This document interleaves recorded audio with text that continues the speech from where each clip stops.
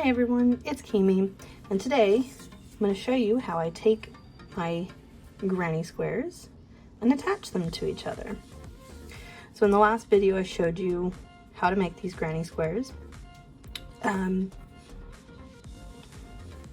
we need to stitch them together to make the blanket. So obviously it's going to be a lot of stitching, but today I'm just going to show you on a smaller portion. That way it's easier for me to show you, but then also I highly doubt anyone wants to watch me just sit here and stitch pieces together for hours on end. So first thing we want to do is we want to look at our squares, and I touched on this last time, but I'm going to bring it up again. You want to make sure that you know which way is the correct facing for your square. So the right side, you can see all of your stitches. They're a little flatter, but they're also more defined here. It's the side that is facing towards you as you're stitching. The other side, you can see they're a little more muddled, a little bumpy, you know, not as nice looking. And as you work more with crochet, it'll be easier to tell which side is which. But the important part is that you want to stitch with either the wrong sides facing or with the right sides facing, so that when you open it, the right sides are facing the same way and the wrong sides are facing the same way. Otherwise your blanket will be higgledy-piggledy and a little messy. So what I'm going to do, what I've found that's working really well for me on making my blanket is I'm making a whole row first and then stitching my rows together next to each other. So to make a row, I want to put my sides together like this, and I'm going to stitch down the side of it here.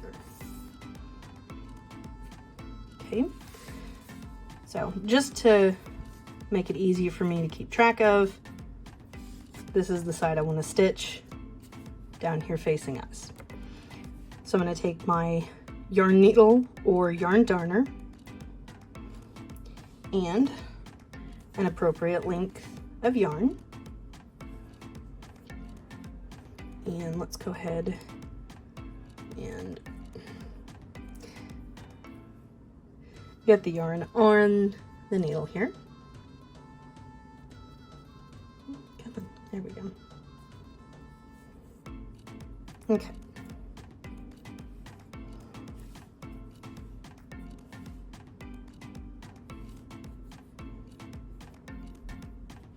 I'm gonna start over here on this side. As long as you're working in the same direction all the time, then you'll be fine. If you're used to working the crochet, the granny square rounds, then you may already be in the habit of working in this direction from right to left. But again, if it works better for you going left to right, you do that. Okay. We're going to start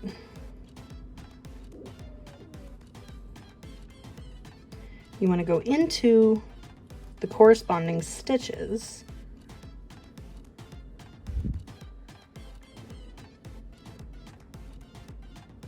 between your two squares.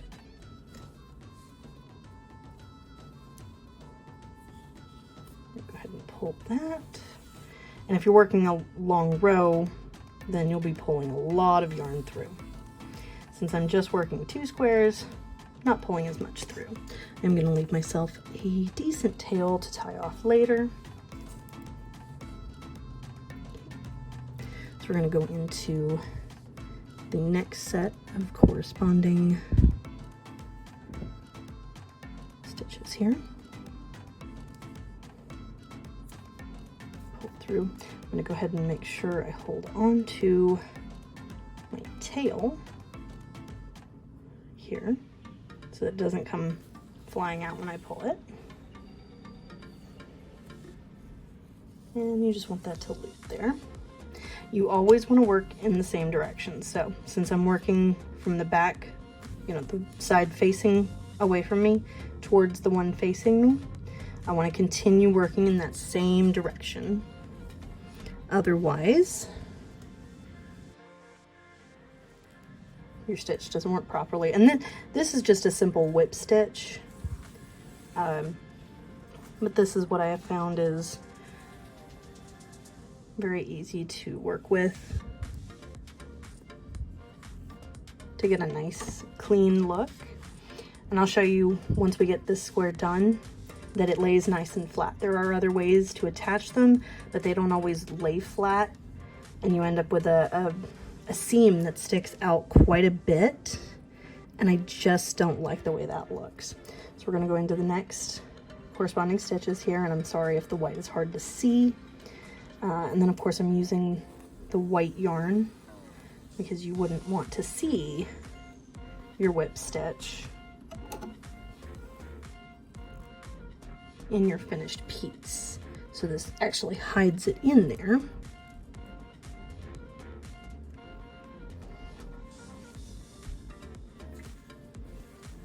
But you'll keep going all the way across, going into your corresponding stitches here.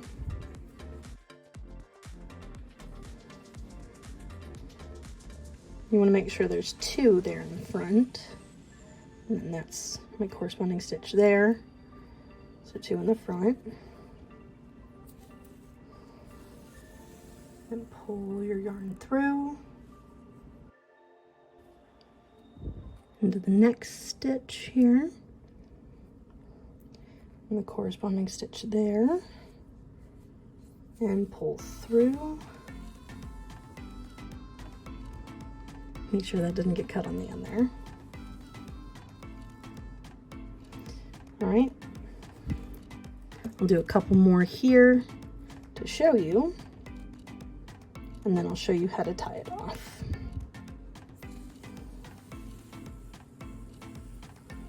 Stitch through.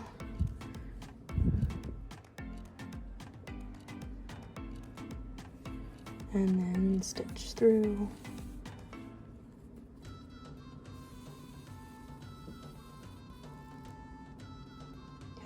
I'm going to go ahead and finish this up, and I'll meet you back at the other end.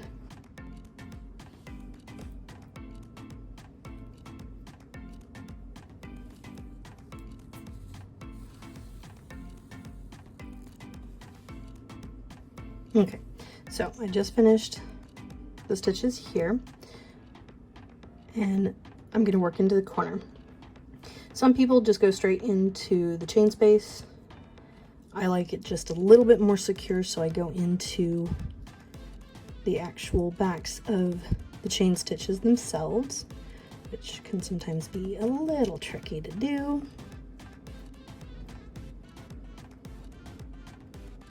There it is.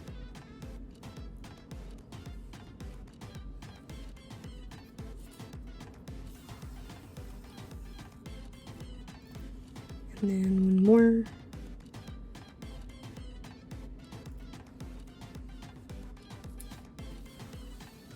Okay, so once you've finished up your corner here, now we are going to go ahead and go into the chain space. And if you just went into the chain space instead of going into the chains like I did, you would just still continue to do this. Now, you want to pull it almost all the way through, but you want to leave yourself a little bit of loop. And you want to come back through the loop and pull that kind of tug there.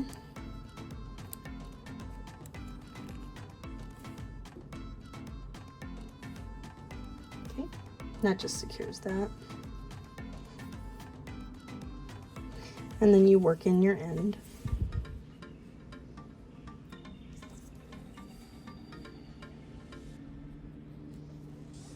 Working under those stitches you just made, just for a couple inches there.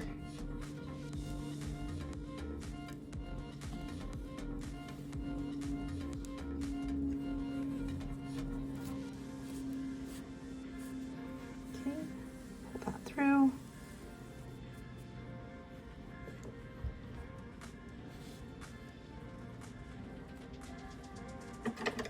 Take my scissors here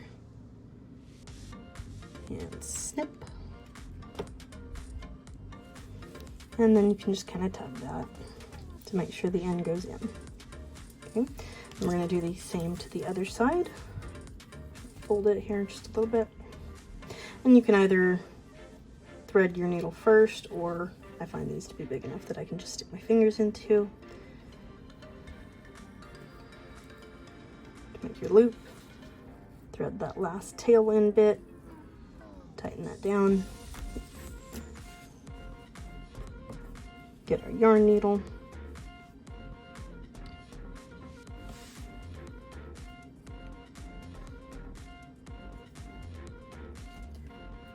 thread it,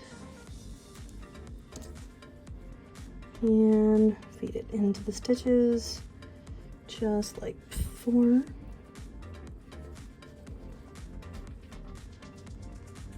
Inches, pull it through,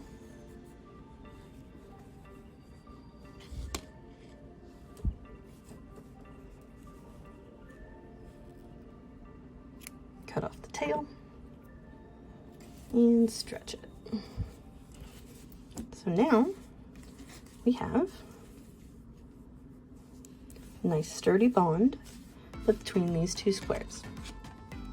So what I'm doing with mine is I'm building, like I said, a whole row, which for me, my rows are 8 squares long. And then from there, I'll have 2 rows. I'll just show you here real quick. If you pretend these are already attached here. So then to attach the 2 rows, flip that up. And then I would seam along this line here. So start, come over to here, work in your corner here and your corner here. Make sure you're matching up with your stitches from beneath. Continue all the way across this one and tie it off over here. Tie it off on this side. Sew in your ends. And that's how you do your whip stitch for the granny squares. All right, I know this was a shorter one, but thank you for joining me. Thank you for checking me out, and I'll see you guys later. Bye.